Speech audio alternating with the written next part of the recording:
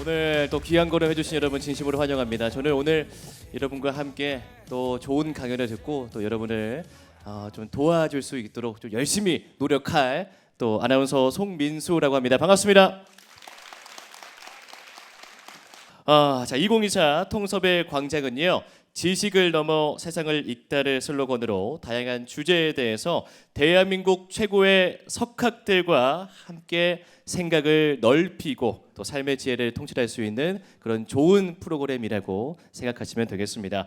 저희가 총 10번의 강연을 할 텐데요. 저희가 오늘 벌써 3번째 강연입니다. 자, 그러면 오늘의 주인공을 바로 소개해드리겠습니다. KBS 역사저널 그날, 차이나의 클래스 등에서 조선시대 정치사와 이 문화사를 흥미롭고 또 이해하기 쉽게 설명해 주시는 역사학자 신병주 교수님을 소개하겠습니다. 큰 박수 부탁드리겠습니다. 네, 반갑습니다. 방금 소개받은 신병주 교수입니다. 오늘 이렇게 초청해 주셔서 감사드리고 되게 이게 막 무대가 화려하네요. 뭐 또 많은 분들 정말 아주 어린 우리 어린이부터 시작해가지고 또 연배가 있으신 분들까지 그야말로 이렇게 연령층은 확실하게 이제 통섭이 된 것 같아요. 전 분야에서. 그래서 오늘 제가 강의할 주제는 역사에서 배우는 리더십이라 해서 우리 역사에서 어떤 좀 뭐 인사이트를 얻을 수 있을까. 그래서 이 조선의 어떤 왕과 참모 이야기가 이제 중심을 이룰 겁니다. 그래서 이들이 어떤 식으로 그 난국을 헤쳐가고 또 어떤 방식으로 이제 또 안정을 찾고 또 여기에는 뭐 다양한 뭐 정치, 외교, 국방, 문화 그리고 또 소통 뭐 이런 키워드를 다 이제 그 들어갈 수 있을 것 같은데요. 조선시대 이제 왕하면 많은 분들이 먼저 연상하는 이미지는 일단 세다. 왕의 말 한마디면 뭐 꼼짝도 못한다. 이런 이미지를 많이 기억을 하시는데 의외로 조선시대 왕이 그렇게 세지를 못해요. 이 6.25 국가에서 상당히 이제 강조하는 게 왕이 먼저 도덕적이 돼야 되고 항상 민본, 백성을 근본으로 해야 된다. 그래서 함부로 뭐 소위 독재를 한다거나 이런 것들을 거의 이제 용납을 하지 않죠. 그러다 보니까 연산군처럼 독재 군주는 결국은 신하들의 힘으로 쫓아내잖아요. 그래서 이런 그 모습에서 우리가 보면 조선시대는 이 왕을 또 어떻게 보면 견제하는 그런 시스템이 잘 작동이 되고 있었어요. 언론 3사라 해서 사헌부, 사관원, 홍문관 이런 기관에는 상당히 힘을 실어줘요. 그리고 이런 기관에서 일하는 그 정말 관리들은 마음껏 왕을 비판하고 정말 쓴소리도 할 수 있는 그런 분위기가 조성이 되었다. 그래서 우리 영화나 드라마 보시면 신하들이 엎드려서 왕한테 어떤 이야기 많이 한 것 같아요? 그렇죠. 아니 되옵니다. 동초하여 주시옵소서 이런 소리 많이 하잖아요. 근데 그게 정말 자연스럽게 그렇게 하는 거예요. 왕이 뭔가 이렇게 잘못하면 기꺼이 비판할 수 있는 그런 환경이 조성되어 있었고 또 왕이 공부를 좀 되게 많이 해야 돼요. 항상 그 신하들하고 뭐 국정 현안이라든가 뭐 역사 또 뭐 유교 경전 이런 것이 정례화되어 있는데 왕과 신하들하고 서로 학문을 토론한 자리를 우리가 경연이라고 하거든요. 근데 이 경연의 경우 많이 하는 경우 하루에 4번까지 했다는 기록이 나와요. 아침에 하는 조강, 점심에 하는 주강, 저녁에 하는 석강, 밤에 하는 야대까지. 우리 이거 하루에 4번 과외 받는 거 쉽지 않잖아요. 근데 정말 그 성군이 되려면 이거 계속 채워야 된다고 생각을 하는 거예요. 물론 하루에 4번, 매번 그러지는 못해요. 한 번 할 때도 있고 뭐 2번 할 때도 있고. 그래서 이 조선시대 왕들 중에서 경연을 가장 많이 한 왕을 찾아보니까 실록 기록을 통해서 누구일 것 같아요? 야, 이거 뭐 당연히 여기 정답 있네. 세종 아닌가? 이렇게 생각을 하시는데 세종 2등이 있어요. 2등. 정조 4등이고요. 1등은 누구? 성조. 역시 앞자리에 앉으신 분이 조금 이제 원래도 우리 이제 학교에서도 강의할 때 앞에 하는 학생들이 평균적으로 학점이 좋아요. 그래서 바로 이제 정확하게 맞추는데 성종 9번째 왕 성종. 근데 이 성종이 세종을 제치고 1등을 할 수 있었던 비결이라면 비결이 있었어요. 앞에서 제가 밤에 하는 경연 야대라 그랬죠. 야대 횟수가 되게 많았어요. 성종은. 그 세종은 말년에 몸이 좀 건강도 안 좋으시고 해서 이 야대를 많이 안 하셨는데 그 틈을 이제 딱 그 성종이 뭐 차지해서 바로 야대 지수를 압도적으로 높여서 결국 일단 경연에서 1등을 할 수 있었다는 거죠. 자, 그럼 여기서 성종이 야대를 좋아하신 까닭은 또 이게 딱 느낌 오지 않아요? 뭘 좋아하셨을 것 같다? 똑같습니다. 예나 지금이나 술 좋아하시는 분들은 밤에 회의 많이 합니다. 그래서 이제 자연스럽게 술자리를 통해서 또 뭐 못다한 그런 뭐 현안 같은 거 이런 것도 파악하고, 이게 잘만 활용하면 이 술자리라는 게 상당히 효과적일 때가 많아요. 그래서 성종은 또 이런 부분을 잘 활용했던 그런 왕이었다.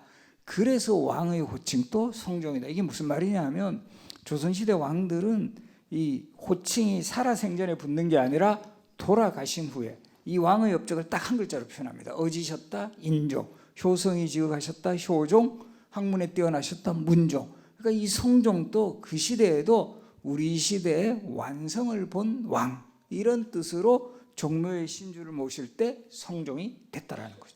고려시대에도 성종이 있을까요? 없을까요? 고려 6번째 왕 성종이요. 비슷한 캐릭터요. 고려 전기의 문물과 제도를 완성한 그런 공을 인정받아서 성종이라는 묘를 받았다. 그래서 우리 사실 조선시대 왕들은 다 자기 이름 모르고 돌아가신 거예요. 이름 알고 사망한 왕은 연산군 광해군. 오히려 쫓겨난 왕은 왕자 시절의 이름이니까 연산군 광해군 자기 이름 알고 있어요. 그래서 정말 우리 먼 미래에 정말 뭐 뼈조각 하나 이걸로 뭐 사람이 다시 부활하는 뭐 이런 정말 시대가 왔다. 그럴 때 조선의 왕 중에서 무덤에서 나올 수 있는 왕은 연산군하고 광해군밖에 없어요. 딴 왕들은 이름 몰라서 못 나옵니다. 세종 나오세요, 정조 나오세요, 뭐 성종 나오세요. 내가 누구지 모른다라는 거. 이럴 때는 연산군, 광해군이 유리할 수도 있다. 결국 이제 조선시대 이런 왕들의 유형을 한번 또 살펴보면 안정기에는 뭔가 좀 국가의 기틀을 잘 잡아갔던 왕, 또 뭐 보수와 개혁의 갈림길에 섰던 왕들도 있고요. 그리고 이 조선 중기후는 당파 싸움이 치열하게 전개돼. 우리가 흔히 당쟁이라고 하는데, 당쟁의 시작은 인사권을 둘러싸고 김효원이라는 인물하고 심의겸이라는 인물이 대립을 하는데, 김효원을 지지하는 세력들은 김효원의 집이 동쪽에 있어서 동인, 그리고 이제 심의겸은 서울의 서쪽에 있어서 서인이 된 거예요. 다시 요 동인이 남인과 북인으로 나뉘게 되는데, 남인의 영수 유성용의 집은 남산에 있었고 북인의 영수 이발이라는 인물의 집은 북악에 있어서 남인 북인. 그 영수의 동네 이름을 따서 동인, 서인, 남인, 북인 이렇게 되는 거예요. 이거 정말 우리 현대사에서도 이어지죠. 우리 대통령 누구죠?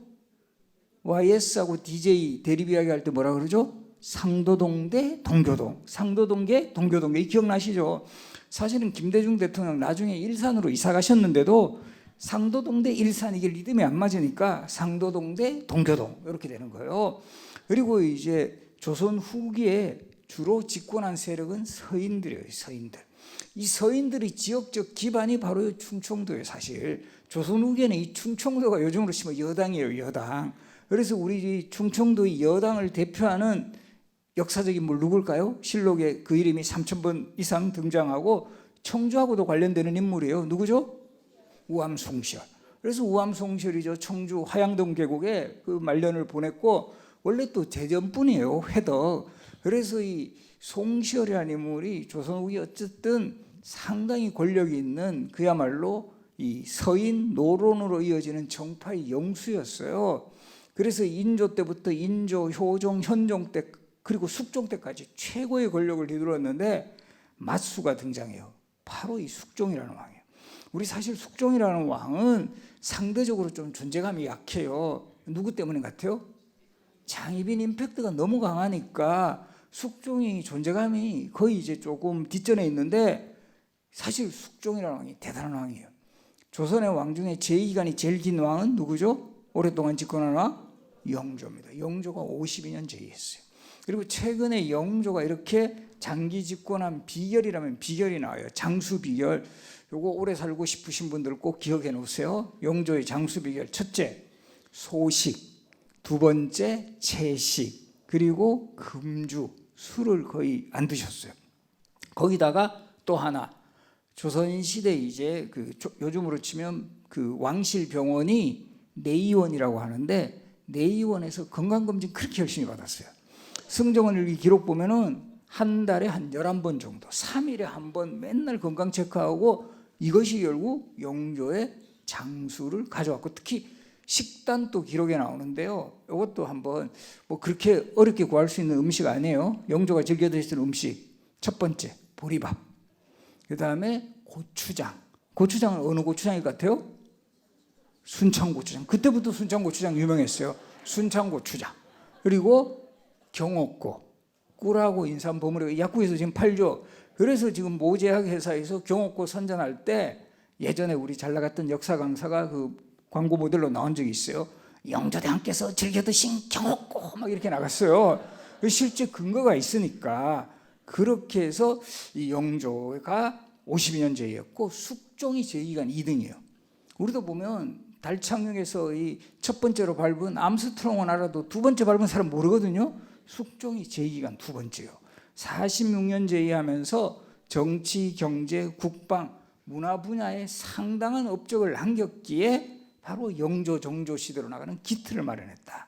그런데 이제까지는 너무 장희빈의 그늘에 가려가지고 항상 궁중 여인들의 암투에 막 시달리면서 뭐 우왕좌왕하는, 그래서 이거는 바로 이 방송국에서 드라마도 장희빈이라는 타이틀로 드라마 나간 거는 거의 10번 이상이에요. 항상 장희빈이 주인공이다. 숙종이라는 타이틀로 뭐 영화나 드라마 제작된 거 한 번도 없죠. 그런 것도 영향이 있는 거예요, 대중들한테는. 그래서 저는 개인적으로 숙종을 주인공으로 하는 영화나 드라마 잘 만들 필요 있다. 그리고 이 숙종이라는 왕의 좀 업적에 좀 포인트를 맞춰서 타이밍은 지금이다. 왜냐하면 요즘 잘 생각해 보시면 파묘 영화 보셨어요? 요즘 그 역사를 소재로 한 영화 제목에 공통점이 있어요. 전부 두 글자예요. 파묘, 노량, 한산, 명량, 암살, 밀정, 공조. 윤동주는 윤자 빼버리잖아요. 이게 그 법칙에 맞게 하게 동주 이렇게 나가요. 그 타이밍 때 숙종 영화나 드라마 만들면 성공 가능성 매우 높다. 그러면 이제 이 장희빈의 그늘에 가려진 숙종의 리더십도 재조명될 필요가 있다라는 거죠. 그리고 이제 조선시대 기준으로 하면 최악의 왕은 연산군 광해군이에요. 소위 말해서 쫓겨난 왕. 근데 지금의 잣대를 들이대면 연산군 광해군 못지않게 문제가 많은 왕은 선조와 인조다. 어떤 이유에서든지 전쟁이라는 상황을 초래한 왕은 이건 정말 최악이에요. 임진왜란 7년 전쟁입니다. 우리 6.25 전쟁이 3년간 그 전개가 되었는데 아직까지도 우리 한국 사회에 6.25 전쟁의 상처가 아직도 많이 남아있잖아요. 근데 임진왜란 7년 전쟁이고 병자호라는 전쟁은 짧게 끝났지만 정말 그 당시 왕이 인조가 오랑캐 황제에게 3번 절하고 9번 머리를 조아리는 치욕적인 항복의식. 본인만 당하는 게 아니에요. 많은 조선인들이 포로로 끌려가고 특히 여성들 겨우 정말 우여곡절 끝에 살아 돌아오면 이들 뭐라고 부르죠? 환양녀. 완전히 사회적으로 매장시켜 버리는 거예요. 바로 이제 이 정말 어쩔 수 없이 그 끌려갔다가 이제 돌아왔는데도 원래 환향은 좋은 의미예요. 고향으로 돌아오다. 근데 이 환양년 이런 식으로 결과적으로 그 조선 시대의 여성들은 상당히 이런 그 전쟁의 또 다른 희생양이었다는, 그것을 지켜주지 못한 리더의 책임을 우리가 묻지 않을 수 없다. 그리고 우리 다 코로나 시대 다 경험하면서 야 정말 지금 생각해도 야구 이제는 옛날 이야기 같아요. 정말 그런 일이 있었어? 그런 일 있었습니다. 마스크 산다고 오부제 해가지고 줄 서가지고 이거 마스크 샀죠다. 그리고 이 식사는 또 어떤가요? 뭐 6인 이상 안 돼, 4인 이상 안 돼, QR코드 찍어. 그래서 그 당시에 그때 아마 기억하시는 분들 5명, 우린 정말 가까운 친구였는데 이 코로나 때문에 한 명이 왕따 당하는 정말 또 아픔도 겪어요. 그렇잖아요. 4명 밥을 먹으러 가야 되는데 한 명은 어쨌든 쫓아내야 될 거 아니에요. 너는 가라. 이렇게 돼가지고 왕따 당한 뭐 이런 슬픈 현실도 있고, 조선시대는 더 심해요. 이 시기적으로도 악병, 온역, 홍역, 천연두 등등 뭐 유행하는 전염병도 우리도 잘 생각해 보시면 코로나 전에도 전염병 유행했어요. 사스, 신종플루, 메르스도 한때 엄청 정말 혼란스럽게 했어요. 근데 이 코로나 겪고 나니까 메르스 얘는 완전히 순한 맛이야. 전염병 같지도 않아 이제 보니까. 그런 것처럼 조선시대에도 제일 심했던 전염병이 천연두예요. 천연두. 이 천연두 후유증으로 얼굴이 이제 소위 한때는 그 꼼보 자국이라고 하는데 이제 마마 자국이 이제 생기는 거죠. 그래서 우리 지금 또 약간 나이 드신 분들은 소보로빵 보고 꼼보빵 그래요. 바로 그런 그 기억들 때문에 어쨌든 그런 천연두가 조선 후기에 제일 심한 전염병. 그 다음에 콜레라. 콜레라는 수인성 전염병이니까 예전에는 우물을 공동으로 먹어요. 한 우물을. 그러다 보니까 한 지역이 걸리면 다 걸려버려. 그렇게 해서 조선시대에 이런 전염병이 얼마나 힘들었는가를 보여주는 말들 우리 생활 속에 많이 써요. 지금도 되게 어려운 상황 겪고 나면 두 글자입니다. 내가 뭐뭇을 치렀다 그래요? 홍역을 치렀다 그러죠. 전염병이죠. 그리고 되게 어려운 상황에서 겨우 벗어났을 때 한 글자. 내가 정말 뭘 뗐다? 학을 뗐다 그러죠. 학질에서 나온 말. 이것도 말라리아 모기가 감염시키는 전염병. 그리고 이 조선시대 제일 심한 욕 중에 하나 두 글자입니다. 예의 뭐할 놈? 연병할 놈. 요즘 버전으로 하면 예의 코로나에나 걸릴 놈. 똑같아. 역사는 반복이 되는 거예요. 그러다 보니까 반복이 된다는 것은 우리에게 어쨌든 상당히 어떤 기회를 주는 거예요. 잘된 부분들은 우리가 잘 이거를 개성을 해나가야 되고 잘못된 부분들은 가능하면 줄여나가는 게 이게 역사에서 배우는 지혜고 이제 본격적으로 조선시대 왕들의 리더십 살펴보겠는데요. 일단 왕이 되기 전 단계가 왕세자로 책봉되는 거예요. 보통 10살을 전후한 시기에 왕세자 책봉이 이루어지는데 최연소로 세자가 된 사람이 놀랍게도 사도세자예요. 왜 그러냐 하면 그 당시 영조가 42살에 낳은 늦둥이 아들이었어요.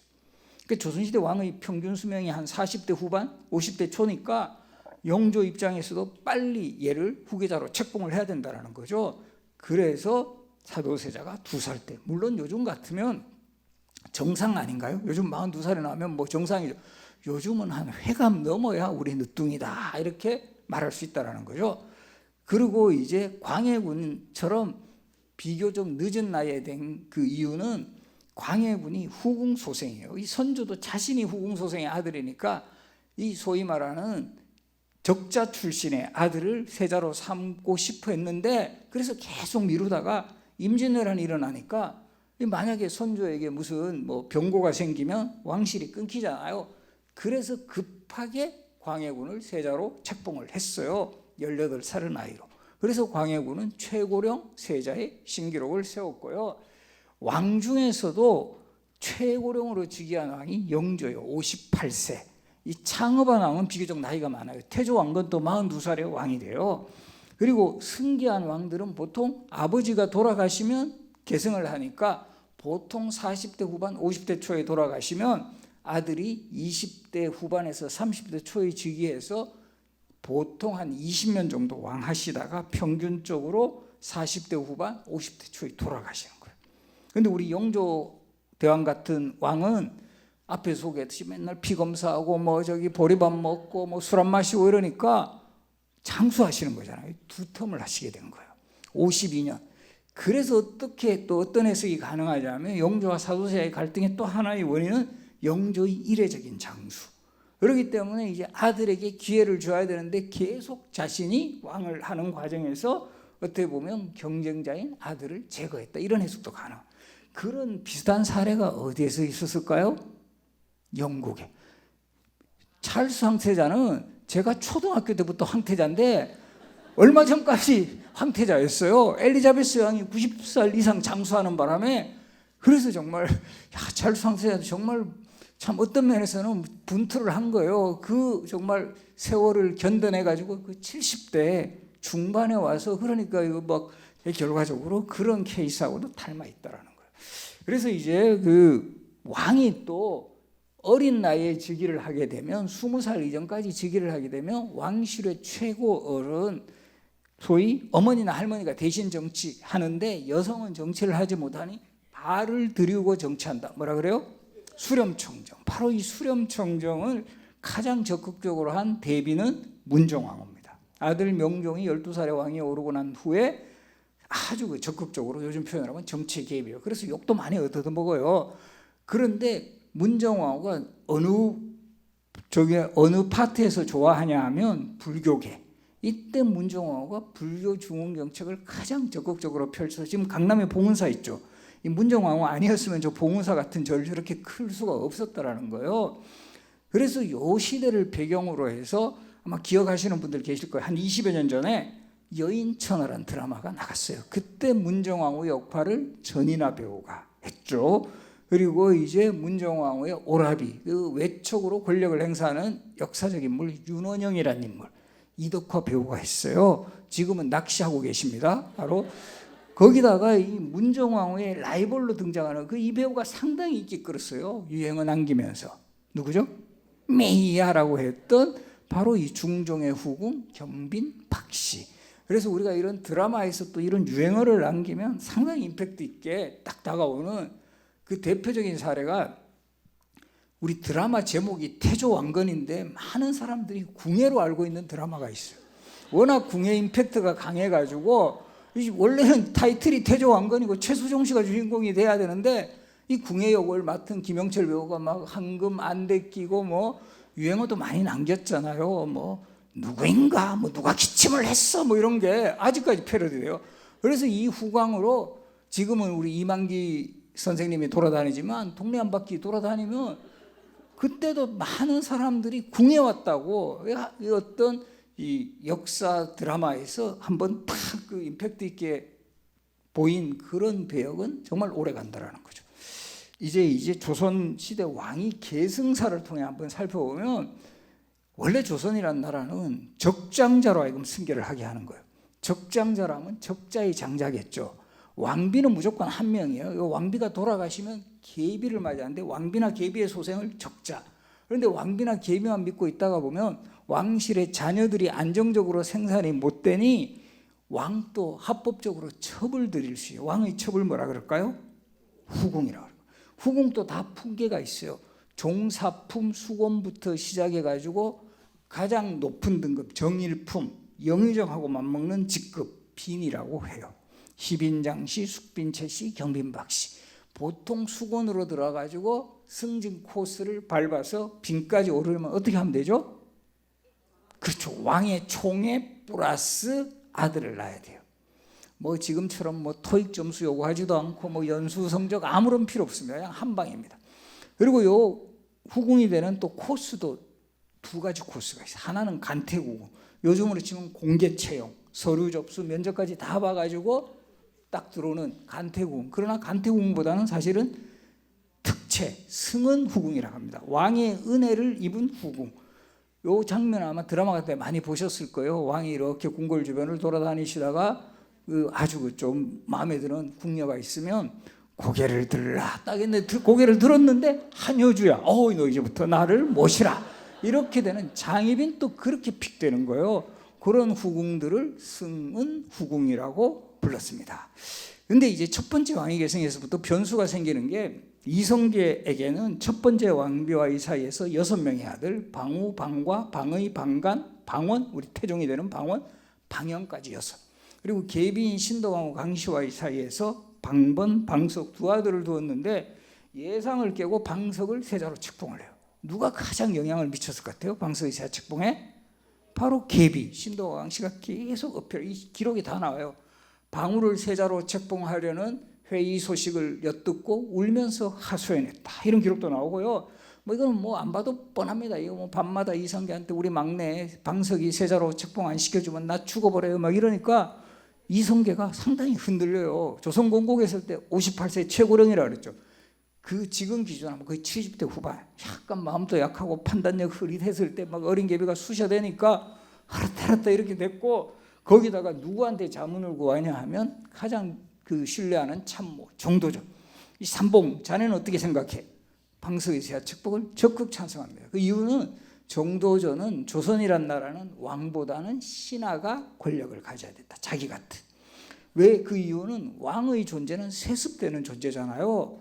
그래서 재수 좋으면 세종 같은 왕도 나오지만 재수 없으면 여사원 같은 왕도 나오는 거예요. 이게 유전이라는 거 우리 100% 못 믿습니다. 아마 여기에 해당하시는 분 꽤 많으실 거예요.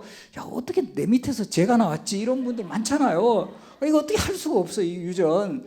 그거를 보완하기 위해서는 정도전의 생각은 바로 이제 자신과 같은 신하에게 권력을 주면 돼요. 그러려면 장성한 세자보다는 좀 나이도 어리고 손 많이 가는 바로 방석과 같은 세자. 그래서 방석의 세자 책봉이 단행이 되었는데, 여기에 가장 부글부글했던 인물이 바로 다섯 번째 아들 방원이었고요. 방원이 결과적으로 기회를 엿보다가 1398년에 왕자의 난을 일으켜서 방석과 그 후견인인 정도전을 제거하고 완전히 권력을 잡았지만 본인이 바로 왕이 되지 않아요. 명분은 아버지가 판단 잘못해가지고 막내를 후계자로 세운 이 잘못된 것을 난 바로잡는다. 적장자가 승계해야 된다. 그럼 적장자는 방우였는데 방우는 이때 이미 사망했어요. 이것도 염두에 두셔야 될 분들 많아요. 실록의 기록에 보면 소주를 너무 많이 마셔서 돌아가셨다 이렇게 나와요. 그래서 두 번째 형이 실질적인 적장자니까 이 방과를 일단은 요즘 표현하면 얼굴마담으로 딱 밀어넣는 거예요. 자신이 왕이 되기 위한 전 단계. 이거는 우리 12.12 군사 쿠데타 이후에 전두환 전 대통령이 최규하 대통령 내세운 거하고 상당히 닮아 있어요. 그때 바로 전면에 나서 가지고 엄청난 저항이 있을 수 있다는 거예요. 일단 최규하 대통령의 완충적인 역할, 그 모습을 600년 전 정종이 똑같이 보여줘요. 2년 만에 스스로 왕의 자리에서 물러나면서 내 동생 방원이 나보다 훨씬 왕노릇 잘한다. 이렇게 해서 조선의 세 번째 왕이 된 방원. 태종이죠. 뒤끝도 많은 사람이에요. 태종의 뒤끝을 보여주는 대표적인 장면이 우리 이번에 영화 파묘가 되게 인기를 끌었는데 태종이 조선왕 중에 최초로 파묘한 왕이에요. 타겟은 누구냐 하면 신도강호 강씨. 이 태조의 정말 예쁨을 받았던 신도강호 강씨가 태조보다 먼저 돌아갔어요. 그러니까 태조 이성계 입장에서 너무 가슴 아파하면서 항상 왕비를 죽어서도 가까이 볼 수 있도록 지금의 덕수궁 근처에 조성하고 고들 정자 서서 정릉이라고 부르는 거예요. 항상 경복궁에서 탁 보면 그 왕비의 무덤이 보일 거 아니에요. 자, 그런데 태종이 왕이 됩니다. 왕이 돼가지고 덕수궁 쪽에 있는 정릉보리가 왕 못할 뻔했는데 저거 멀리 옮겨버려요. 내 눈에 보이지 않는. 그 당시는 경기도 양주, 지금 서울시 성북구. 그래서 지금 성북구 우리 정릉 또는 정릉동이라고 불리는 것은 정릉이 여기 있기 때문이에요. 그리고 사람들이 기억 속에 정릉은 옮겨졌지만 원래 저기는 정릉이 있었던 동네야. 그래서 지금도 덕수궁 일대를 정동이라고 부르고 있는 그 또 이유가 돼요. 그래서 이제 조선의 세 번째 왕이 된 이 태종은 여기서 또 뒤끝이 그치지 않아요. 태종이 청계천을 처음 또 조성한 왕이에요. 서울이 수도로 결정되는 데 있어 가장 중요한 조건 중에 하나가 산으로 둘러싸여 있어서 국방이라든가 방어에는 매우 유리해요. 근데 약점이 뭐죠? 비만 오면 산에서 내려온 물들로 이게 도심이 홍수로 물바다를 이뤄요. 이렇게 해서는 안 되겠다 해서 도심을 관통하는 청계천을 처음 조성한 왕이 태종이었다. 그리고 이제 청계천 조성하고 처음에는 다리를 흙으로 만들었어요. 흙으로 다리를 만들다 보니까 이게 또 비가 많이 오니까 떠내려가는 거예요. 그렇게 해서 이거 안 되겠다. 큰 돌다리가 필요하겠다. 근데 갑자기 큰 돌 구하기가 쉽지 않으니 태종이 지시를 합니다. 저 신동호 강씨의 무덤에 가면 큰 돌 많지 않냐고 저거 갖다가 써. 바로 지금 저기 자료에 보이는 그때 그 다리, 그 돌들을 광통교의 석축에 활용을 했고요. 이것이 2005년에 우리 청계천 복원이 본격적으로 이루어졌어요. 그때 이게 드러난 거예요. 그래서 600년 전 태종과 신도강호의 갈등을 보여주는 또 역사의 현장이다 해서 또 많이 이제 뉴스에 보도가 되었고요. 이 태종은 또 본인이 왕이 된 후에는 정도전 같은 신하가 설치는 세상이 아니라 왕이 주도한다. 그래서 오늘날 주민등록증 제도에 해당 호패법이 때 처음 실시해요. 이 호패도 보면은요 직급에 따라 재료가 달라요. 이름하고 여러 가지 뭐 생년월 이런 거 쓰는 건데 좀 고위직들은 상아를 쓰고요. 그 다음에 좀 직급이 있는 사람들은 이제 회양목 같이 품질이 좋은 나무, 그리고 좀 더 밑에 뭐 천민이라든가 이런 사람들은 아주 그냥 잡목을 썼다. 요걸로 이제 차이를 낸 거예요. 그리고 이제 육조의 판서들, 요즘으로 치면 장관에게 직접 명령을 하더래 가지고 왕의 지침을 그대로 실천하게 하는, 이러면 당연히 왕권이 강화되는 거고요. 그리고 이 친인척들이 설쳐서는 안 된다. 바로 이런 신념 속에서 자신이 왕이 되는데 가장 큰 도움을 줬던 처남들이 있어요. 민무구, 민무질, 민무회. 이 처남들을 다 유배 보낸 후에 스스로 자결하게 만들어요. 상당히 좀 냉혹한 그런 킬러 본능을 보이는데 드라마 많이 보신 분들은 최명길 씨 동생들을 다 이렇게 숙청을 했다라는 거예요. 그런 태종이지만 상대적으로 욕을 덜 얻어먹는 게 있어요. 태종도 상당히 높이 평가하는데 그 중에 가장 큰 이유 중에 하나가 후계자 지명이에요. 4명의 아들이 있죠. 양령, 효령, 충령, 성령. 그리고 처음에는 이제 조선 왕조도 적장자가 승계하는 전통을 만들겠다. 양령이 11살 되던 해 세자로 책봉을 하고 상당히 좀 신경을 많이 써요. 뭐 최고의 강사, 요즘으로 치면 일타 강사 불러가 교육시키고 이 세자 뭐 관련 시설도 잘 만들어주고. 근데 너무 농땡이에요. 세자실부터 공부는 뒷전이고 맨날 매사냥하러 돌아다니고 뭐 수업에 빠지기 일쑤고 오늘은 뭐 감기 걸려서 못 나가겠다. 오늘은 선생님 마음에 안 들어서 못 가겠다. 이 기록이 다 나와요. 그리고 이제 아마 요즘 같으면 양령은 좋은 방법을 생각해냈을 거예요. 자가진단 키트 2줄 놨다고 나는 격리해야 된다. 이렇게 하면서 학교 안 갔을 것 같은 그런 인물이에요. 그러다가 나이가 들면서는 계속 기생들을 궁궐에 불러들인다. 이런 뭐 정말 소문 그대로 뭐 맨날 궁궐의 기생들이 뭐 왔다 갔다 그것도 다른 사람들 소행, 칠점생, 봉지련, 초궁자 양령과 가까이 있던 기생들의 실명이 조선왕조실록에 다 등장을 해요. 그래서 제가 예전에 역사전을 그날 양령이 폐위된 날 편에서 양령대군이 우리 역사에 공을 세운 점이라면 기생들의 실명을 알리는 데는 아주 중요한 역할을 했다. 뭐 이렇게 표현을 했었는데 이 기행이 반복이 되니까 이 태종도 정말 참는데 한계가 이른 거예요. 근데 이 태종도 상당히 노련한 왕이에요. 양령 마음에 안 들고 너 나가 이제 충령 내가 세자로 삼켜서 이런 방식이 아니에요. 똘똘한 신하들한테 요즘으로 치면 해외 사례 조사를 하게 한 거예요. 왕이 계승 사례 전수조사 딱 나서 보니 중국에서도 서주시대에 고공담보라는 인물의 아들 3명이 있었는데 마지 대신에 3번째가 후계자가 된 사례를 찾아냈고 그럼 근거가 있어야 되겠죠. 논리, 현명한 사람을 선택할 수 있다. 택현 이런 논리가 완전히 이제 딱 입장이 정리되었을 때 전체 회의를 소집합니다. 그러면서 이제 신하들도 이제 양령이 너무 이제 기행을 일삼으니 이 중국에서도 이런 현명한 사람을 선택한 사례가 있으니 우리도 그렇게 하는 것도 하나의 방법일 것 같습니다. 이렇게 태종이 뭐 모른 척하면서 그럼 경들은 누가 택현이라고 생각하느냐? 조선시대에도요 똑같아요. 감 떨어지는 신하는 꼭 있습니다. 손 딱 들고 양령대군에게 아들이 있으니 그 아들로 후계자를 삼는 것은 어떨까 합니다. 오답이죠. 그러니까 완전히 막 태종의 신기도 불편해지고 이러다 보니 이제 눈치 딱 빠른 신하가 바로 이 제가 생각하는 택현은 바로 충령. 학문이면 학문, 품성이면 품성 모든 것이 완벽한 저는 충령을 추천합니다. 하니까 막 태종이 기분도 좋아지고 고개도 끄덕끄덕하니까 여기저기서 동의합니다. 찬성합니다. 저도 한 표 던지겠습니다. 경들의 뜻이 다 그러하니 이제 양령을 폐하고 충령을 후계자로 삼겠다. 1418년 6월 3일 일이었고 이게 저는 우리 역사 속 최고의 선택 장면이 아닐까. 만약에 이런 태종의 결단이 없었다면 제가 여기서 이렇게 강의 못하겠죠. 우리 스승의 날도 없을 수 있어요. 그죠? 스승의 날이 어떤 날이죠? 세종대왕 탄신일이죠. 그리고 우리 재수조 오면 한 열흘간 놀 수 있는 10월 황금 연휴에 대미를 장식하는 한글날도 없었을 거다. 이래저래 태종이 바로 이 세종을 선택함으로써 우리에게 이런 많은 정말 도움을 주고 있다. 그리고 양령은 14년간 세자의 자리에 있었다가 결국 쫓겨나게 되잖아요. 너무 열받잖아요. 그래서 지금의 저 관악산 쪽으로 추방당하는데요. 지금도 이렇게 관악산 쪽으로 들어가는 서울의 초입에 있는 동네가 방배동이에요. 이 방배동쯤에서 이제 더 들어가면 서울이 안 보여. 거기서 양령대군이 열받아가지고 등을 확 돌렸다. 내가 다시는 서울로나 봐라 하면서 그래서 나온 동네명이 돌릴방 등배. 무슨 동?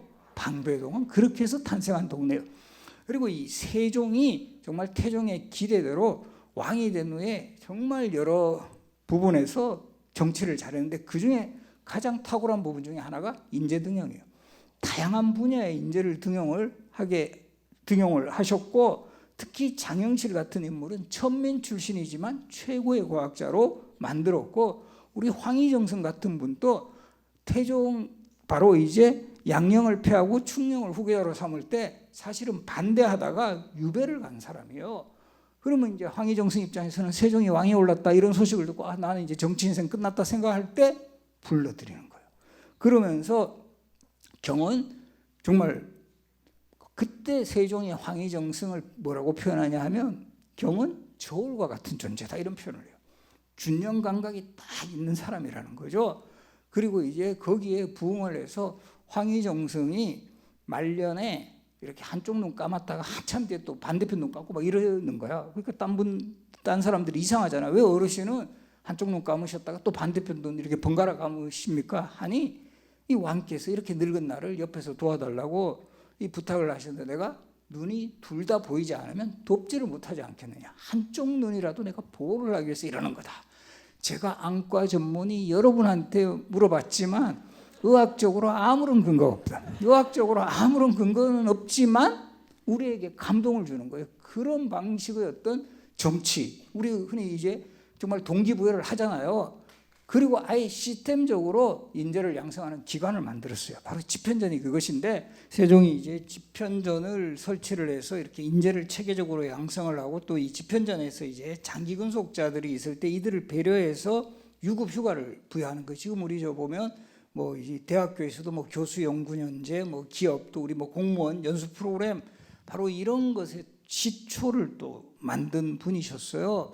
그래서 이 정말 세종은 우리가 알면 알수록 정말 대단한 분인데 지금 요 수정전 경복궁에 가면 요 수정전 건물이 있는데 여기가 예전에 집현전이 있던 자리예요. 그리고 아마 우리 여기 우리 학생들도 예전에 위인전 읽어보면 이 세종이 이렇게 집현전에 관심을 가지고 이곳을 찾았는데 어느 겨울날 밤에 딱 불이 켜져 있어서 이 들어가니까 누가 깜빡 잠들어 있었다?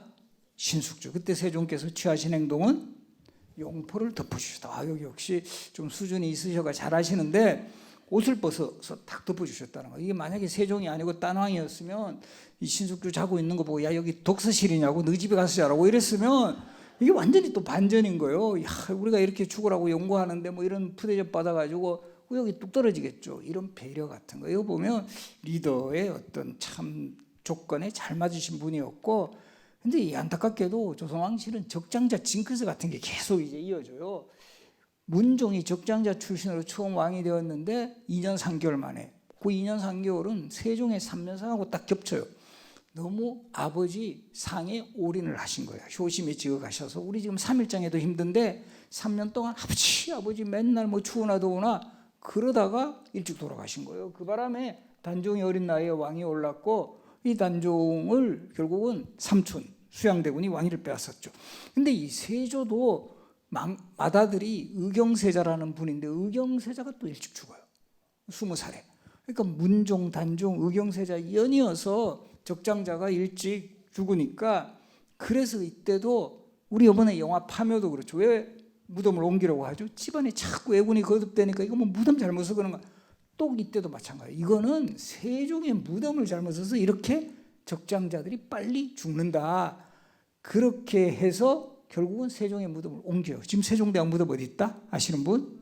경기도 여주죠. 원래는 여주가 아니라 아버지 태종의 무덤 옆에 살아생전의 무덤 자리 딱 봐두셨어요. 거기에 묻히셨는데 요 풍수지리 전문가들이 이곳에 무덤 쓸 땅 아니고 이곳에 무덤 쓰면 장자가 빨리 죽습니다. 근데 이게 너무 잘 맞아 떨어지니까 찝찝하잖아요. 그래서 예종 때 무덤 자리를 다시 조사했고 이게 무덤토로 부적절한 게 판명이 되어서 그렇게 해서 여주로 파묘하고 철릉이라고 해요. 무덤을 옮긴 거예요. 그 바람에 경기도 여주시는 대박이 난 거예요. 세종대왕 무덤 유치했잖아요. 부산 엑스포 유치보다 어렵다라는 세종대왕 무덤 유치. 그래서 여주시는 항상 타이틀로 내세울 때 세종대왕의 도시 여주로 오십시오. 바로 이 청주도 여기에 직지가 발견되면서 어쨌든 이 직지를 만든 곳이기 때문에 그래서 여기 아예 구명도 흥덕구잖아요. 여기 흥덕사 여기서 나온 거. 그러니까 이 도시에서 이런 유적지라든가 이게 되면 완전히 그 브랜드가 되는 거죠. 그래서 여주에서 쌀이 유명하죠. 경김이. 브랜드 혹시 아시는 분 이름 뭘까요? 여주쌀? 임금님표는 이천쌀이에요. 이천쌀. 여주쌀은 대왕님표 여주쌀. 지금 선전도예요. 대왕님표 여주쌀. 바로 세종대왕을 널리 기억하자. 그런데 이 예종도 차남으로 왕이 올랐는데 일찍 죽으면서 아들이 있긴 있었는데 4살이었어요. 제한되고. 아무리 그래도 4살짜리는 안 되겠다. 그러면 그 다음 서열이 누구냐 하면 요 의경세자가 2명의 아들을 낳고 죽었어요. 첫째가 월상군, 둘째가 잘상군. 넘버 2는 월상군인데 넘버 3였던 잘상군이 왕이 된 데는 요즘 표현을 하면 장인 찬스를 썼다. 한 명의 후광으로 결국 성종이 왕이 되었지만 앞에 소개했듯이 경연도 제일 열심히 하고 성과도 많이 만들었어요. 조선의 헌법, 경국대전, 뭐 역사책, 동국통감. 그래서 성종이라는 묘를 받았다. 그런데 또 이 적장자 징크스가 계속되는데 연산군이 적장자인데 그야말로 문제적 왕이잖아요. 어떤 측면에서 보면 연산군은 적장자 프리미엄을 잘못 활용한 그 대표적인 사례예요. 내가 적장자인데 누가 나한테 시비 걸어 이런 마인드예요. 그래서 제일 먼저 한 게 경연을 폐지해버려. 나한테 공부 가르치러 들지 마 이렇게 되는 거고 언론 3사 아니되옵니다. 통초가 이런 기관 다 없애버려요. 나한테 와서 뭐 그런 기분 나쁜 소리 하지 마. 그러면 어떤 문제가 발생하면 그 소위 간신들이 들끓어요. 연산군 비위만 맞추는 임사홍 대표적인 인물이었고 또 기본적으로 이 노는 거 좋아하는 왕이에요. 맨날 기생들 불러가지고 경회로에서 파티합니다. 이때 전국에서 뽑힌 기생을 뭐라고 칭하냐면 흥청이라고 한 거예요. 이거를 사람들이 조롱해서 뭐라 그러죠? 흥청망청. 그 연산군의 흥청망청 정치는 결국은 그 소위 반정에 의해서 중종 반정에 조선시대판 탄핵이 일어나요. 그래서 결과적으로 이 강화도 위에 있는 교동도라는 섬에 유배되었다가 유배지에서 2달 만에 죽습니다. 그리고 이제 연산군을 대신해서 왕이 된 중종은 왕이 되자마자 강제 이혼당합니다. 왜 강제 이혼당하냐 하면 그 왕비가 당경왕후 신씨라는 인물인데 아버지가 신수군이라고 해서 연산군의 처남이었어요. 그러니까 요즘 표현을 하면 새로운 시대의 적폐 세력의 딸을 왕비에 자리에 올려서는 안 된다. 그래서 7일 만에 쫓겨났지만 중종과의 금술은 좋아서 항상 중종이 자신을 기억할 수 있도록 치마를 인왕산에다가 걸어두기 시작했다. 그래서 요 인왕산에 지금 이 바위를 치마바위라고 부르고요. 요 스토리를 2017년에 드라마로 나간 게 7일의 왕비. 보신 분 계세요? 7일의 왕비라는 드라마로 나갔습니다. 그 장경왕후가 당경왕후가 쫓겨나고 계비로 들어온 여인이 장경왕후 윤씨라는 분인데 장경왕후 윤씨는 출산, 인종이라는 또 적장자를 출산했지만 출산 후유증으로 바로 사망해요. 이 장경왕후 윤씨가 출산할 때 장경왕후를 간호했던 주치의가 누구냐 하면 20년 전 유행했던 장금이 이영애 씨가 주치의였어요. 장금은 중종실록에 나오는 실존 은여입니다. 이 은여에 대한 기록이 한 10건 나오는데 드라마는 은여에 대한 기록으로만 드라마 만들면 이거 미니시리즈로 끝나니까 궁중요리사라는 캐릭터는 이건 창작한 거예요. 그렇게 해서 아마 기억 많이 하실 거예요. 홍시마 씨 나니 홍시마 씨라 하고 뭐 이런 것부터 시작해서 그래서 그때 왕도 중종이에요. 근데 그때도 중종이라는 왕은 아마 잘 기억이 나지 않는데 그래도 중종의 대사는 있었어요. 이모 배우가 나왔는데 대사 맛있구나 이거 하나로 이제 버텼죠. 그래서 바로 요 장경왕후가 이제 산후 후유증으로 돌아가시고 중종의 2번째 계비로 들은 여인이 그 유명한 문정왕후 씨. 바로 이제 아들 명종이 12살의 왕이 오르니까 적극적으로 수렴 청정을 하면서 상당히 어쨌든 위상을 높였던. 그런데 이 명종까지는 어쨌든 다 적자예요. 어머니가 왕비 아니면 계비였는데 이 명종의 아들 순회세자라고 있었는데 이 순회세자가 요절하면서 왕위를 계승할 적자가 없는 거예요. 그럼 어떡한다? 바로 이제 후궁 소생의 왕자들을 수배했고 그렇게 해서 결과적으로 선조는 반개 출신 할머니가 중종의 후궁이었어요. 창빈안씨라고. 그래서 우리가 이것도 놀랍게도 보면은요, 요 창빈안씨가 결국은 선조의 할머니가 되고 요 라인들이 지금 조선왕위를 계속 잇는 거예요. 근데 지금 창빈안씨의 무덤이 어디 있냐면 국립현충원에 있습니다. 우리 국립현충원 우리 대통령 그러니까 이게 무덤 자리 진짜 잘 써서 그런지 창빈안씨 묘 지금 국립현충원에 딱 있어요. 나중에 한번 기회 되시면 보세요. 그 이분이 어쨌든 보호하사 이 라인들이 계속 조선왕위를 계승합니다. 그리고 선조는 왕위를 계승하는 과정에서 상당히 똘똘한 면모를 보여요. 명종이 이제 왕위를 계승할 그 적자 후계자가 없으니 여러 왕자들을 테스트해요. 요즘으로 치면. 그래서 여기 보시면 뭐 화릉군, 선조, 풍산군 이렇게 모아놓고 너희들 익성관을 한번 써봐라. 머리가 얼마나 컸는지 알아보고 싶다. 익성관 우리 10,000원짜리 지폐에 세종이 쓰고 계시. 그러니까 이 다른 막 형님들은 막 익성관 쓰고 난리가 났어요. 나 왕 됐다. 뭐 저 좋아요 눌러줘. 뭐 이러면서 셀카 찍고 난리가 났는데 이 선조가 되는 하승군만은 쓰지를 않아요. 너는 왜 안 쓰느냐? 이것이 어찌 보통 사람이 쓸 수 있는 것이고 이것은 왕만이 쓸 수 있는 것이 제가 쓸 수는 없는 겁니다. 명종이 심히 기특하게 여겨 왕위를 전해줄 뜻을 정하였다. 예나 지금이나 면접을 잘 봐야 된다라는 교훈을 일깨워주면서 조선의 14번째 왕이 된 선조는 이런 에피소드에서 볼 수 있이 상당히 초반에 똘똘했어요. 그래서 인재도 잘 등용해서 우리 선조 키드에 해당하는 대표적인 역사적 인물이 율곡이, 유성룡, 정철, 오성과 한음으로 대표되는 이항복과 이덕형 다 요 선조 시대에 배출된 인재들이에요. 그런데 뭐에서 딱 정말 낙제점을 받았냐 하면 위기관리 능력. 임진왜란이 일어났을 때 제일 먼저 궁궐을 떠나가지고 그것도 여차하면 중국으로 가겠다고 우주까지 피난 갔죠. 그리고 여기서 그치는 게 아니라 나중에 전쟁 끝난 후에 농공 행사, 우리도 어떤 행사 같은 거 끝나고 나서 이 상벌이 이게 명확해야 돼요. 근데 이 선조는 임진왜란 끝난 이후에 전쟁에서 직접 싸웠던 이런 사람들을 선무공신, 무를 선양한 공신 18명 임명돼요. 반면에 선조 따라 의주로 피난 가는 피난길을 수행했던 그런 사람들 호성공신이라고 하는데 무려 80몇 명. 그러니까 이 선조의 마인드는 막 전쟁에서 막 죽으라고 싸웠던 의병장은 한 명도 공신적봉이 안 돼요. 그러니까 선조의 마인드는 결국 임진왜란에서 결국 내가 이렇게 잘 살아 있어서 이거 나라가 회복된 거다. 나를 지켜준 얘들이 되게 대부분 공신이 된다. 이런 논리예요. 상당히 민심에 입안이 된 거죠. 거기다가 이때 자신은 저 우주까지 가면서 광해군은 험지, 요즘으로 치면 험지, 전쟁의 터에 나가서 직접 의병들을 모으고 이제 항전 활동을 하게 한 거예요. 이게 2017년에 영화로도 나갔어요. 대립군이라는 영화 혹시 보신 분? 대립군이라고 근데 여진구 배우가 광해군으로 나와요. 그죠? 그때 대립군의 수장으로 이정재 배우가 나오고 그때 광해군이 분투하던 왕세자의 신부. 그래서 그런 전투 경험이 있었기 때문에 왕이 된 후에도 국방이라든가 특히 외교 부분에서는 능력을 발휘할 수 있었다는 거죠. 그런데 이 광해군 또 내치는 또 엉망이었어요. 너무 요즘 치면 공안정국 초래하고 무리하게 궁궐 짓는다고 국고탕진하고 이게 반대 세력을 결집시켜줘서 1623년 인조 반정이 일어나요. 그리고 또 인조 반정을 성공시킨 세력들은 광해군 때 했던 거는 이거 보면 하나부터 10까지 다 적폐청산 이런 논리로 다 뒤집어 버려요.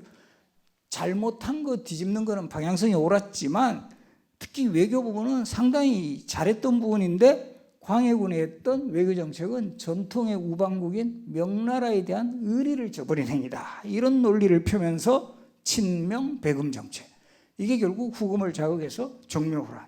그다음에 이 후금이 국호를 청나라로 고치고 청태종이 직접 12만 대군을 끌고 쳐들어옵니다. 병자호란의 시작이었고 남한산성에서 여기 인조가 머물렀던 요 지휘본부고요. 수호장대는 여기서 47일 버티다가 결국은 1637년 1월 30일 항복을 합니다. 그 당시에 척하파의 대표 인물 김상헌, 주하파의 대표 인물 최명길이 막 남한산성에서도 끝까지 싸우자라는 축과 이러다가는 나라 완전히 말아먹는다. 나라 끝날 수 있다. 그렇게 해서 최명길의 주하론.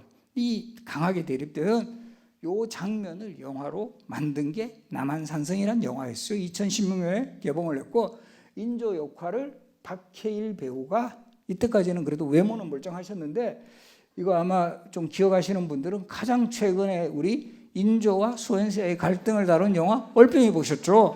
8년 만에 이렇게 돼버리셨어요. 얼마나 고생을 했는지 멀쩡하셨던 분이. 그래서 이런 거 우리가 영화나 드라마에 나오는 그 역사 속 인물들의 어떤 비교 같은 거 이렇게 해도 좀 흥미로워요. 그래서 우리 명량이라는 영화 보면 최민식 배우가 나오잖아. 이순신 장군 역할로. 영화는 뒤늦게 개봉됐지만 한산이라는 영화 보면 바로 이 박해일 배우가 나와요. 그리고 시차는 5년이에요. 한산대첩은 1592년, 명량은 1590년. 그 영화 딱 봐도 5년 만에 너무 고생하셔가지고 팍 늙으셨잖아요. 그렇게 이제 영화에서 등장을 하셨다. 결국은 이제 인조 반정을 성공시킨 바로 요 세력들은 결국 병자호란으로 인조가 삼전도에서 굴욕적인 항복의식을 했고, 항복의 조건으로 두 명의 왕자가 인질로 청나라에 끌려가요. 소현세자하고 복림대군. 그리고 이 8년 만에 귀국을 한 소현세자는 귀국 후 2달 만에 독살로 의심되는 죽음을 당해요. 곁에 있는 사람도 얼굴빛을 분별할 수 없어 마치 약물에 중독이 되어 죽은 사람 같았다. 과연 소현세자는 독살되었을까? 영화에서는 그렇게 나갔어요. 팩트도 그럴 가능성이 매우 짙다. 왜냐하면 두 사람의 갈등이 엄청 심해요. 소현세자는 청나라에 가서 인질 생활하면서 이제까지 생각했던 청나라가 그 오랑캐가 아니더라. 훨씬 우리보다 잘 살고 뭐가 발전해. 내가 왕이 되면 이거 뭔가 우호와 협력의 시대를 열어야 되겠다. 이런 마인드.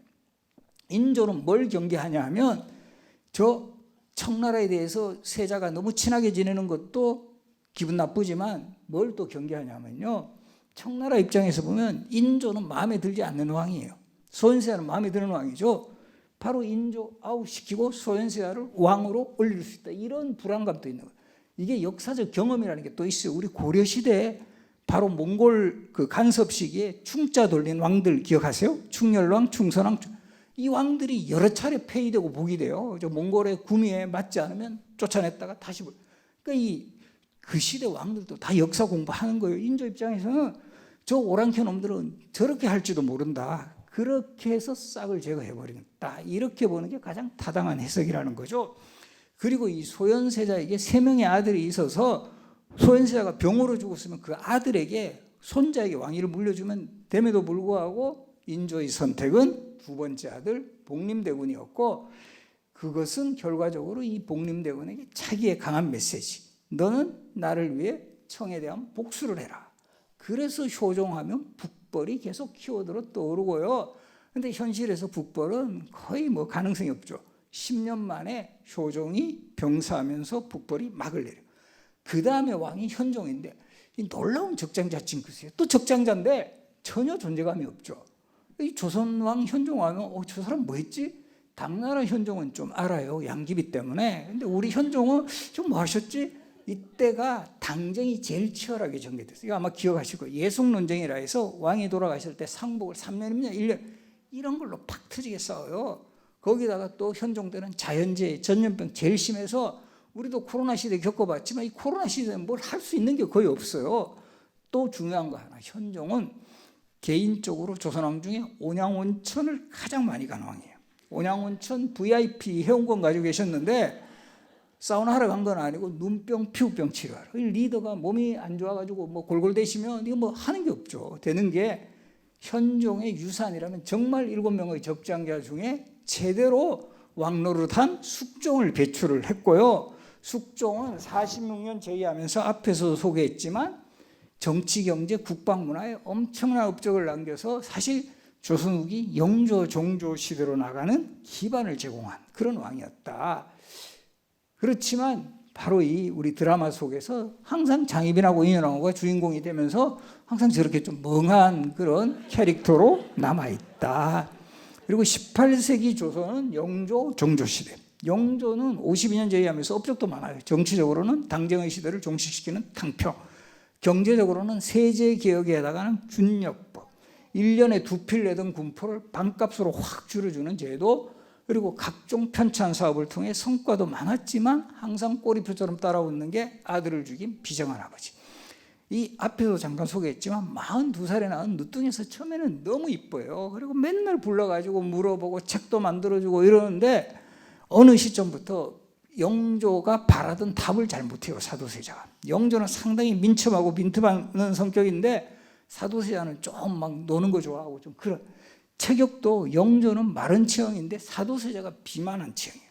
그래서 영화 사도에서 이 체격은 이게 바뀌었어. 이 영조가 송강호처럼 뚱뚱하지가 않아요. 그리고 오히려 사도세자 역을 맡은 저 유아인 배우는 뚱뚱해야 돼요. 그렇게 해서 더 갈등이 심해지게 되는 거는 중학교 2학년쯤 되는 15살의 나이로 왕을 대신해서 정치를 해요. 대리청정이라고 하는데 이게 건널 수 없는 강을 건너게 돼요. 맨날 깨지는 게 일과예요. 사도세자 이것도 이렇게밖에 못해. 바보 같은 놈. 이거는 뭐 이거밖에 못해. 그러니까 이 사도세자는 진짜 정신병 걸리는 거예요. 그리고 옷을 제대로 못 입는 병에 걸려요. 의대증이라고 하는데 영화 사도에도 그 장면 나오는데 이 아버지 왕 만나려면 옷 갖춰 입어야 될 거 아니에요. 옷 갖춰 입을 때마다 깨지니까 옷만 보면 두려운 거예요. 불태워버려요. 그리고 딴 옷 가져와 내시고 더 이상 준비된 옷이 없습니다 하면 죽여버려요. 이 거의 100여 명을 사도세자가 죽였던 그런 기록들이 있어요. 그러니까 영조 입장에서는 저 광증을 멈출 사람은 나밖에 없다. 그렇게 해서 뒤지에 가두고 죽이는 참변. 1762년이 임오년이어서 이 사건을 임오화변이라고 불러요. 우리 또 근대사 임오년에 어떤 사건이 있었다? 그렇죠. 플러스 120만 하면 1882년 임오군란. 또 임오군란에서 플러스 120만 하면 2002년은 임오 월드컵 이렇게 된다는 임오년에 계속 이런 중요한 사건들이 있었구나. 그렇지만 또 손자는 되게 마음에 들었어요. 빠릿빠릿하고. 그렇게 해서 정조도 세종처럼 이 훌륭한 왕들은 인재들을 잘 등용해요. 이 정조들은 규장각. 그리고 이 신도시 건설 프로젝트에 착수해서 수원화성 건설하죠. 수원화성이 지금 유네스코 세계유산인데 그렇게 된 데는 바로 이 화성성역의라는 완벽한 공사 보고서가 있었기 때문에 가능한 거였고요. 그래서 우리가 기록 문화가 중요한 거예요. 이 조선왕조실록, 의계, 이 조선시대는 정말 이런 세계적인 기록물들을 다수 만들었어요. 그래서 우리 지금 여기 청주에 있는 직지도 지금 세계 기록유산이잖아요. 그런 것들이 우리의 그런 수준을 보여주는데 바로 이 화성성역 의계가 정말 기록이 꼼꼼해요. 그래서 이런 내용들도 다 나와요. 이름들, 그 공사에 참여한 사람들, 공사 실명제를 쓰고 있는데 최몽슬, 박도치, 유돌세. 얘나 지금은 충청도 분들이 좀 순했던 것 같아요. 이름부터 순해요. 김순놈이, 순한 놈이 충청도의 강아지, 옛날에도 귀여운 사람 보고 강아지 그랬던 것 같아요. 박순돌. 이름부터 이 서민적인 탁 냄새가 팍 나죠. 그러니까 이런 국가의 대공서에 이런 사람들, 우리도 보면 자기 이름을 이렇게 걸고 한다. 책임감과 사명감을 부여했고, 그리고 이 화성건설의 가장 큰 목적 중에 하나가 아버지의 무덤을 수원으로 옮기고, 그때 이제 정약용 같은 인물이 거중기를 개발을 해서 공사 속도도 훨씬 빨라져요. 그리고 이 화성건설은 공사 기간이 5년 예상했는데 한 2년 6개월 만에. 가장 큰 이유 중에 하나가 거중기 활용 벽돌을 써요. 또 돌 대신에 또 중요한 게 있어요. 뭘까요? 임금을 지불합니다. 이때부터 정식으로 일당을 지급해요. 예나 지금이나 사람들이 돈 맛을 알면 확실하게 일을 열심히 한다. 보여주고 있는 사례고요.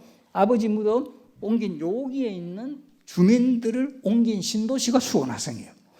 그리고 이제 이 화성으로 옮긴 후에는 바로 여기 임시로 행궁을 만들었고요. 왕이 거처하는 궁궐 화성행궁. 그리고 화성 행차를 자주 이제 단행을 하시는데 가장 대규모 행차가 1795년. 어머니가 회갑이 되는 해. 아버지 사도세자하고 두 분이 동갑이에요. 아버지도 살아 있었으면 회갑이 되는 해. 그때 가장 대규모 행차에 나섰고 이때의 하이라이트 장면을 김홍도가 주관을 해서 8폭의 병풍 그림으로 남겼습니다. 한강에 배다리를 놓고 건너는 장면, 서장대에서 군사훈련하는 장면, 봉수당에서 회가변하는 장면. 요 그림도 김홍도가 그린 걸작일 뿐만 아니라 여기에 어떤 스토리가 있냐 하면요. 정조가 화성행차하는 그 과정에서 백성들이 억울한 상황이 있으면 꽹과리를 두들려요. 격쟁이라고 합니다. 그리고 그 보고를 해요. 제가 이러이러한 억울한 상황이 있습니다. 상언이라고 해요. 격쟁 상언. 그러면 이거를 민원 접수를 해가지고 해결한 내용까지 일속록에 기록이 되어 있어요. 찾아가는 민주정치를 할까요? 그래서 요즘 TV에서 여야 국회의원들 뒤에 배경 보면 이 그림 그려놨어요. 정조의 화성응행도. 왜냐하면 여기가 바로 민의를 직접 반영을 하는 민주정치의 하나의 무대다. 그래서 자세히 보시면 요즘 뒤에 요 병풍 많이 걸려 있는 거 보셨을 겁니다. 우리. 그런데 이제 안타깝게도 정조가 1800년에 돌아가세요. 이 훌륭하신 왕들은 좀 깔끔하게 돌아가시는 경향이 있는데 나는 19세기 안 건드려 하면서 깔끔하게 1800년. 그래서 그 아들 순조는 11살에 왕이 올랐고 이 순조의 아들 효명세자라고 되게 똘똘한 또 이 기대주가 있었는데 또 요절을 하네. 효명세자 이야기는 구름이 그린 달빛 보셨나요? 거기서 효명세 역할 누가 했다?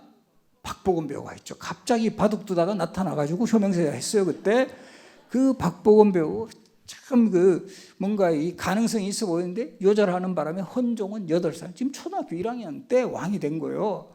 그러다 보니까 이게 완전히 왕권이 실추되고 그 헌종이 또 후사 없이 돌아가시니까 이 철종은 선대 역모 혐의로 강화도에 가서 농사 짓고 있다가 끌려와서 왕이 되는 거예요. 왕권이 추락하고 소수의 세도 가문이 권력을 독점하는 안동김씨, 풍양조씨, 경주김씨, 반남박씨, 해당되는 성씨분 계세요? 이분들은 100년 전에 태어났어야 돼. 이거 완전 세도 가문으로 떵떵거리고 살 수 있었어요. 그러니까 이 세도가들에게 뇌물을 주고 이 관직을 사고 파는 매간매직이 성행하니까 수령들은 본전을 뽑으려면 어떻게 해야 된다? 백성들이 만만한 백성들을 심하게 착취하는 거예요. 그러니까 못 살겠다. 홍경래난 진주밀란 동학농민운동으로까지 서서히 내부적으로 해체되고 거기다가 1876년 강화도 조약으로 개항이 이루어지면서 일본을 비롯한 서양 세력들도 완전 조선을 그야말로 봉으로 생각해요. 그러면서 자기들끼리 싸워. 청일전쟁 일본 이기죠. 러일전쟁에서마저 일본이 이기면서 완전히 조선을 장악했다 싶을 때 일단 외교권 박탈, 을사늑약. 거기에 고종 황제가 헤이그의 특사본에서 항의하니까 황제마저 강제 퇴위, 순종 황제 올려놓고 결국 1910년 8월 29일 한일 강제병합 경술국치라고 하죠. 그렇게 되면서 518년간의 조선왕조의 역사가 마감이 되는데요. 가장 모범적인 형태가 세종이나 성종, 정조도 포함할 수 있겠죠. 이 참모들을 잘 활용해서 특히 성과를 보여야 되는 그런 리더가 역사에서 평가를 받는다.